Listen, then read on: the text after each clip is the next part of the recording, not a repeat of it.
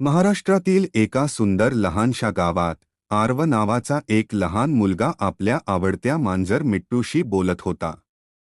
सूर्य मावळत होता आणि त्याच्या किरणांनी सगळ्या परिसराला सोनेरी झळाळी दिली होती.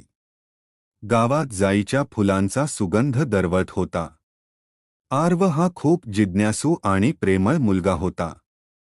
त्याला प्राण्यांशी खूप जवळीक वाटायची आणि मिट्टू तर त्याची सगळ्यात आवडती सखी होती. मिट्टू, आज शाळेत काय काय घडलं माहीत आहे का? आरवने उत्साहाने विचारलं.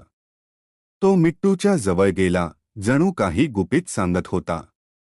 मिट्टू, जी ग्लरीच्या कटल्यावर आरामात बसली होती, तिचा शेपूट हलवत आरवकडे कुतूहलाने पाहत होती. माझ्या मित्राशी भांडण झालं, पण नंतर आम्ही परत एकत्र खेळलो, आरवने सांगायला सुरुवात केली. त्याचा सूर थोडा बदलला. आणि तुला माहीत आहे का, मी आज मराठीमध्ये कविता लिहिली. तो अभिमानाने हसला, जणू मिट्टू त्याचं कौतुक करेल अशी त्याला आशा होती. मिट्टूने हळूवारपणे पाय हलवले, जणू ती आरवला अजून बोलायला प्रोत्साहित करत होती. माझ्या कवितेचं नाव प्रकृती आहे. त्यात मी आपल्या गावाचं वर्णन केलंय, आमच्या शेतांबद्दल आणि तुझ्याबद्दल सुद्धा. आरवच्या चेहऱ्यावर आनंदाचा तेज होता. त्याच्या कवितेचे शब्द जणू त्याच्या हृदयातून येत होते. आरव थांबला आणि मिट्टूकडे बघत विचारात पडला. तुला कधी कवितेतील शब्द समजतील का? त्याने आशेने विचारलं.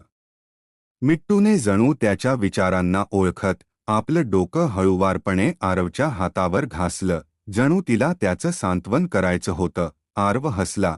त्याला एक उबदार आणि जिव्हाळ्याचं नातं जाणवलं. तू खूप समजूतदार आहेस, मिट्टू, त्याने तिचं कौतुक करत म्हटलं. माझी लहान सहकारी. दोघंही काही वेळ तिथेच बसले. संध्याकाळच्या शांततेत गुंगून गेले होते.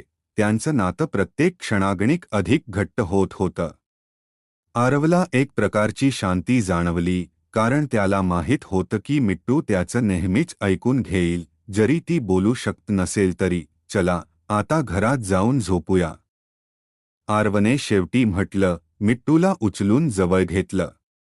ते दोघंही घरात गेले, आपल्या छोट्या घराच्या उबेत सामावले, जिथे प्रेम आणि समजूतदारीचं भाषांतर करायला शब्दांची गरज नव्हती.